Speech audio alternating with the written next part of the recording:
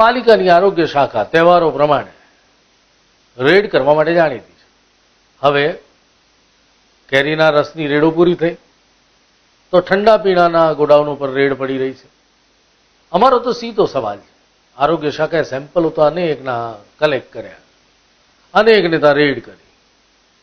આ પૈકીના કોની સામે કેસ થયો અને કયા વેપારીને આજ દિન સુધી સજા થઈ એનો જવાબ તો શોધવો જોઈએ. કમિશનર ડોક્ટર વિનોદ રાવે વધુ એક સેલ બનાવવાની જરૂર છે. ગુજરાત જનચેતના પાર્ટી, મનુભાઈ ચાવડાની આ પાર્ટી હવે ત્રીજા મોરચા તરીકે પગપેસારો કરી રહી છે. ભાવનગરના એક સંઘી જોડાયા, જેમની સરનેમ આચાર્ય જોડાયા ગુજરાત જનચેતના પાર્ટીમાં. તો ગઈકાલે વડોદરા ખાતે પત્રકાર પરિષદમાં એમને આવકાર પણ અપાયો અને એમણે પોતાની કથા વ્યથા અને ભાજપમાં એમની સાથે થતા શેરડીના શાંઢા જેવા વ્યવહારની વાત પણ વહેતી કરી.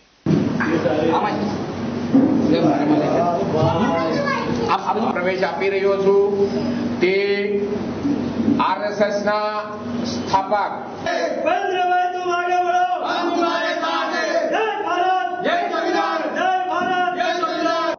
ભારતીય જનતા પાર્ટીમાં ને રાષ્ટ્રીય સ્વયંસેવક સંઘમાં સન 1975થી શિશુકાળથી કાર્ય કર્યા બાદ ભારતીય જનતા પાર્ટી સાથે પ્રદેશના અગ્રણીઓ સાથે ખૂબ જ મહેનતથી કાર્ય કરેલા અને ઘણા સારા પરિણામો આજ સુધી આપેલા. પણ માત્ર ઉનાળામાં જેમ શેરડીને મશીનમાં પીસવામાં આવે એવી રીતે ઉપયોગ થતાં થોડી ઘણી નારાજગીઓ ઊભી થઈ અને મહેનતનું પરિણામ ન મળતા ના છૂટકે ભાજપને હાથ જોડવાનો સમય આવ્યો. સાહેબ, એવું જાણવા મળ્યું છે કે તમને ગયા વખતે 4 વિધાનસભાની જવાબદારી આપવામાં આવી. જવાબદારીમાં તો એવું છે કે જે પ્રદેશની ટીમ સાથે કામ કરતા હતા એટલે જે તે વિધાનસભામાં જ્યાં કંઈ જરૂર પડે ત્યાં આપણે મદદરૂપ થતા હતા અને એ વિધાનસભાઓમાં સારી એવી સફળતા મળેલી. બીજેપી વાળા એવું કહે છે તમને ઓળખતા જ નથી કોઈ. શક્ય છે કદાચ.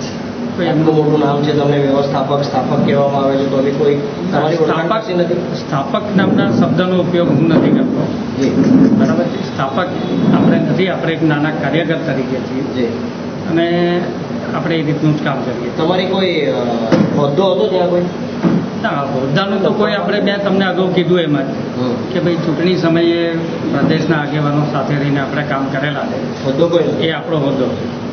અમને પ્રેસ નોટમાં તમને મહામંત્રી તરીકેનો હોદ્દો